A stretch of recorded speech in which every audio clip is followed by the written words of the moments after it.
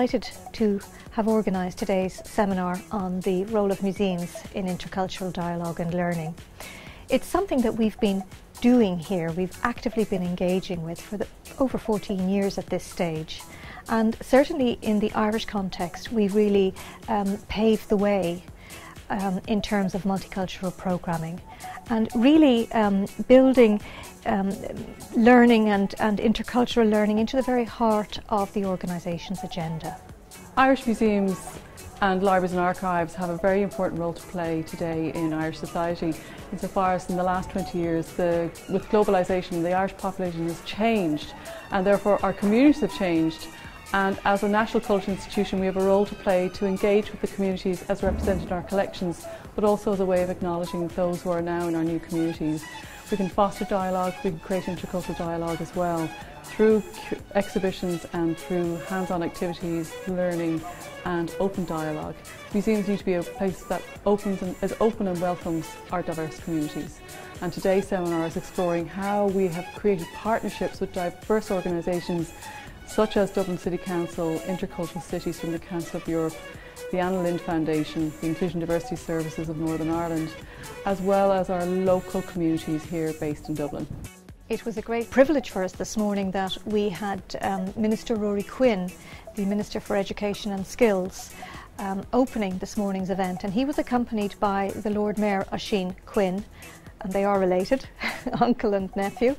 And they were both present this morning and both spoke at the beginning of the seminar and really set the tone for the day.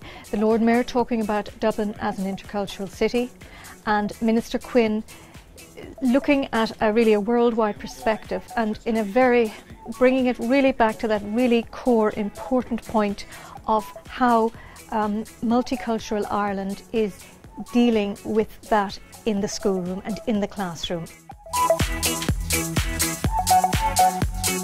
Intercultural cities involves public authorities and a whole range of different organizations and professionals in over 60 cities across Europe and increasingly in other continents in redefining the way we manage diversity in ethnocultural terms, but not exclusively in our cosmopolitan cities.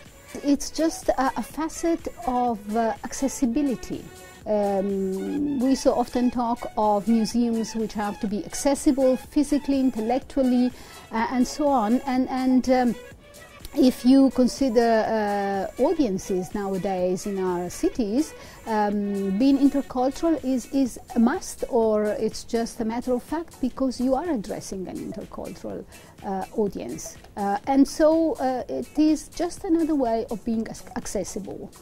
Museums should include intercultural dialogue in their programmes and exhibitions, largely because it shows a commitment to intercultural dialogue at these institutions.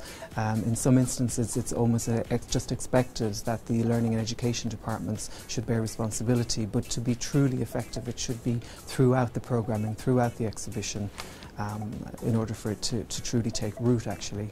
It's hugely important to integrate with other communities.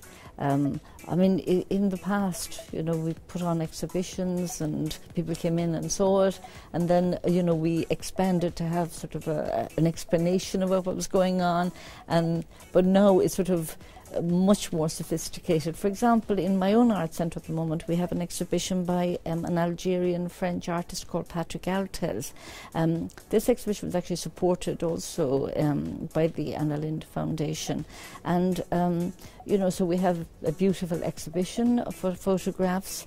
We had the artist give a talk, we had students from the university in, we had a huge conversation about identity because he identifies himself as a Pied Noir artist. And that, you know, created a wonderful conversation about identity. Every cultural institution has some sort of element of education or learning, and because of that they have a responsibility to their community to create an open dialogue and get communities talking about the cultures within that community, so we can create a cultural context that's comprehensive.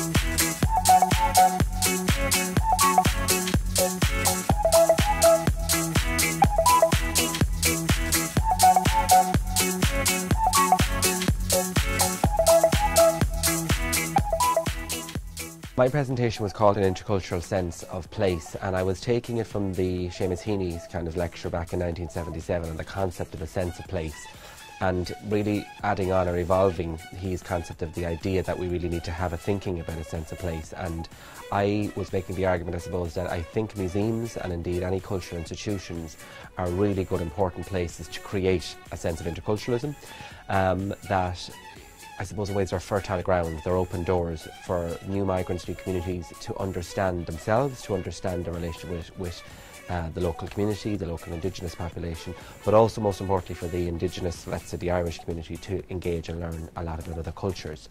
I think what Chester Beatty Library has been doing is really important in developing interculturalism, in developing an understanding, in developing a shared education between lots of different groups with people from lots of different backgrounds.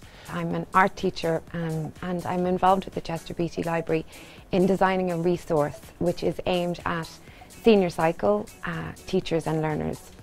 It stemmed from a conversation I had with Jenny Young, the head of education, about how to get teachers into the gallery and into the Chester Beatty Library. And as a teacher myself, and with my contacts with many teachers through the various professional engagements, I knew that a resource would be the key driving factor. It's very important for the next generation of teachers to have resources and information and knowledge about the diversity within the education system, within our communities. So it's important that their support is given to teachers, to educators, to enable them to let their classrooms become freer and more intercultural, so that the children, the next generation and the children now grow up to see that it's normal, it's part of life, that there is diversity in their classroom, in the school environment and in the wider community. Certainly from my perspective, the idea that we had to break down the barrier between the library and its collection and the classroom, because cultural institutions can often be quite off-putting for young people. So we wanted to make sure that the resource booklet was like a workbook, a working document that encouraged students to really interact with and have a little bit of fun with the collection and see the joy of having an experience within the library. I'm an education volunteer at the Chester Beatty Library.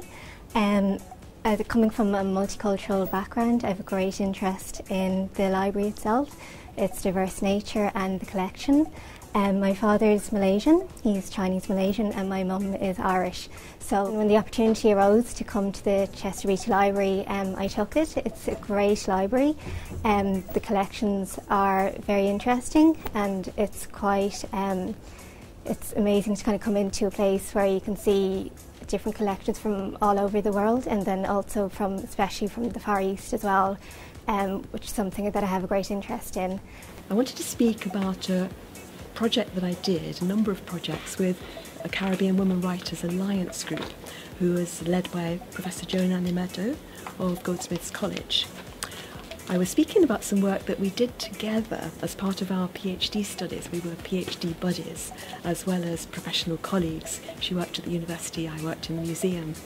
And we were looking at a German philosopher who had this idea that if we can engage with another human being or a work of art in terms of a respectful conversation, then we can come to know that other human being or that work of art slowly over time. And Gadamer thinks this is a playful process that we engage in, and that to have a respectful conversation and to get to know each other or the work of art, we have to bring our whole past traditions and our whole background, our whole past lives into the conversation. Not to say, oh, I'm Viv, I have no prejudices, but in fact I'm Viv and I have all sorts of prejudices that arise out of my traditions, and that you do as well. But if we meet in this frontier zone, if we respect each other and enter this conversation with trust and in openness, then we can slowly, our horizons can fuse and we can come to know each other. The underlying concept of intercultural cities is the diversity advantage. We go beyond non-discrimination and equal opportunities to encourage cities and organizations to include migrants in the core mechanisms and processes in each organization to empower them to make decisions and to contribute to making policies, products, projects, because when you have diverse teams of people, the result is usually better than when you have teams that are monocultural.